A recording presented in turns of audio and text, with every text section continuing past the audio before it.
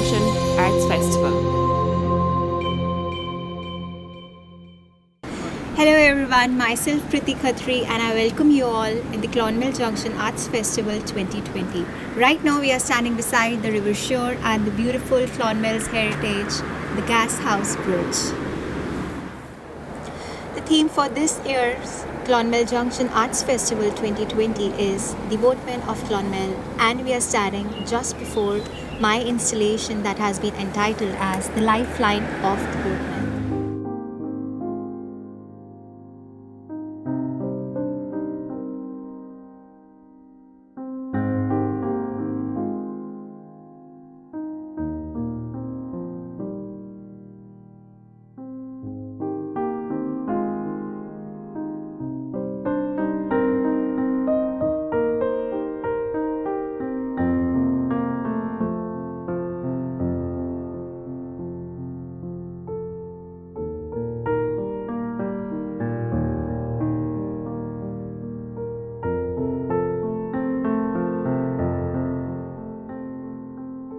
Keeping in mind the history of Clonmel and its boatmen, I came across this concept of rejuvenating the stories of past and present for our boatmen through very finely hand-painted silhouettes on the 9 wooden oars.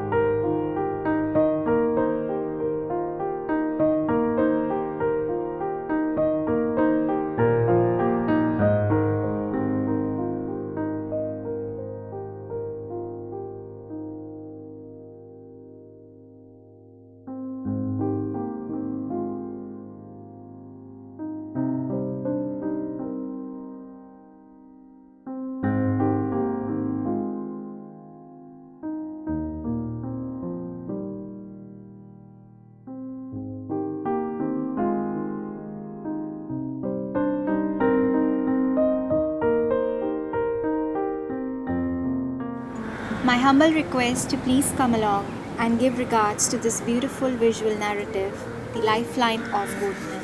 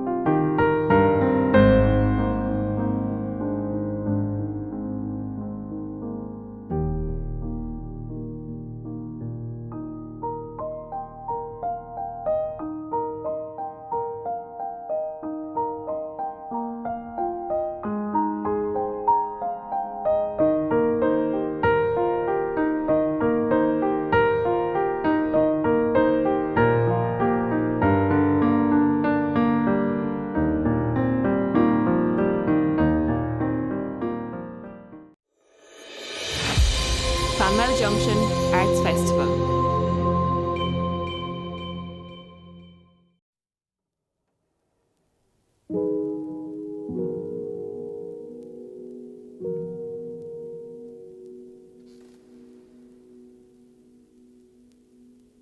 Project 53 gets its title from the remaining number of freshwater pearl mussels in the river shore, but it began with the image from the County Museum archive of the Boatmen of the Quay.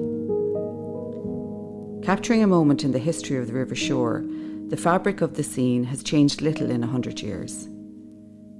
and it is a very familiar scene to me as I cross the Gas House Bridge every week in my role as art teacher at CTI, a campus divided by the river shore. On that journey, the level of the river is almost a form of greeting. People comment on the weather and the level of the river. So when I read the brief for the Boatmen of the Quay, my initial ideas were based on my everyday experiences and the ever-changing shape and the volume of the river shore. My background is in textile design, meaning that materials and textures are central to my work. I translate and revision real-life texture that I see into fabrics and marks or stitches. So, at the beginning, I launched into an embroidery, choosing sheer fabrics and silk threads to capture the river quality. But it was not delivering what I needed. I wanted to capture that smooth, blanket-like quality of floodwaters that are full of reflected light. I was thinking of Constable in Venice when he broke with academic painting tradition and worked directly on white canvas without any underpainting, which gave the finished work a sort of glow. White reflected light was the texture that I needed to capture. The design process is really like an obstacle course that has to be overcome in order to achieve your vision. And I had met my first hurdle. I felt that the stitches that I had achieved were successful, and I carried these forward to glass, copying them with inks and a brush. A slow and rather painful process. On finding her voice is sweet and low, replied, "To be born woman is to know, although they do not talk of it at school, that we must labour to be beautiful." I said, "It's certain there is no fine thing since Adam's fall, but needs much labouring." This is the point when I must have been moaning about it to my sister, and she quoted the line from the Yeats poem Adam's Curse, stitching and unstitching, which set the project off in a new direction. In this poem, Yeats describes the difficulty of making something beautiful. And I then began to research all the crafts and trades that emerged along the riverbanks and how they were valued by society. The County Museum provided a rich vein of beautiful imagery of the industries of the river, and I must thank museum curator Marie McMahon and Michael Fanning for their help. I said, "A line will take us hours maybe. Yet if it does not seem a moment's thought, our stitching and unstitching has been naught. Better go down upon your marrow bones and scrub a kitchen pavement or break stones like an old pauper in all kinds of weather." The third strand of this project emerged when I attended the launch of the Junction Festival in the County Museum. Fran Igo of the Local Authority Waters Programme spoke of biodiversity and the challenges facing us in preserving the river's water quality. He spoke about a freshwater pearl necklace from the River Slaney that I believe was worn by Queen Victoria. And here I had my two main concerns of craft and value, captured in a single object. This hard-working creature can live for up to 100 years, processing 50 litres of fresh water daily, and mirrored my theme: the labouring to make art, the labouring of craftspeople, and the labouring in nature. All processes that are not particularly valued in society, except in the case of the pearl, whose labour resulted in a product valuable enough to be worn by a queen. For to articulate sweet sounds together is to work harder than all of these, and yet be thought an idler by the noisy set of bankers, schoolmasters and clergymen the martyrs call the world. Back in the making process, I assembled a visual catalogue of marks and patterns inspired by the labourers, crafts and trades on the riverbanks, and began making paper models of the mussel shells. Moving from fabric onto glass and then paper before I arrived at transparent acrylics. Cutting the curves of the mussel shell left me with a lot of wasted material, and I was so determined to design sustainably. So I returned to my research. Then I came across an image of conservationists who were carrying out an audit of freshwater mussel shells. They were looking with these long cone-shaped devices to see the riverbed. Using this shape allowed me to cut all of my shapes square with no waste pieces. And after a couple of happy experiments, I was able to make them freestanding and eliminate eventually all uses of glue. The pieces are individual and they can be assembled for different displays, like can be wall mounted or suspended and grouped together or spread out, whatever the exhibition space requires, which further added to their sustainability. Using numbers in the title seemed important because it places a value on the work somehow. And in some ways it measures the price that we put on nature. By counting and quantifying the steps that it took to create this work, it crystallised the question that I wanted the public to consider when they viewed the work. You know, as consumers of art, we finalise the work of the artist. And as viewers, we have the final say on whether the work of the artist has achieved its brief. There are times when I really felt more of a passenger in this project than the driver, because it took on a life of its own. And when I did put forward my submission, I wanted to exhibit the inner workings and arduous processes taken to create this craftwork.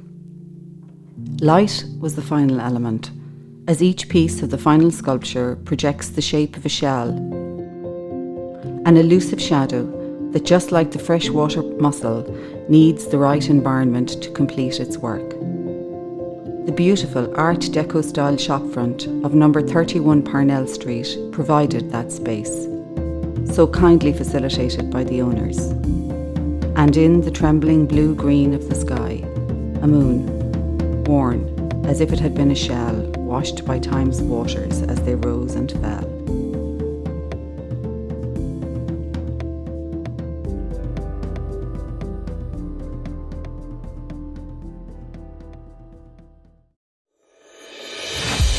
Clonmel Junction Arts Festival. So for this piece, I was inspired by the old Irish folklore and meaning of Clonmel, Clonmel, which translates as the Meadow of Honey. I wanted to bring this imagery to life by using a variety of native Irish wildflowers that are very attractive to our beloved and endangered bees.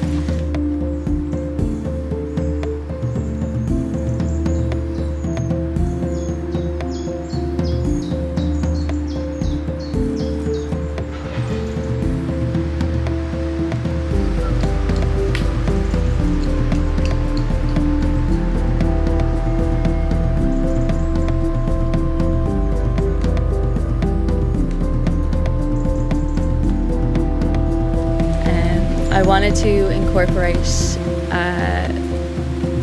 some of the river shore history by including a carricot, a flat-bottomed fishing boat, used around these parts of the river shore for thousands of years. This reimagined cot is 3 metres in length, with a mirrored skin surrounded by honeycomb-shaped pots with bee meadow flowers. I worked closely with Think Design, who donated every piece of material, the wood, the dye bond, everything right down to the screws.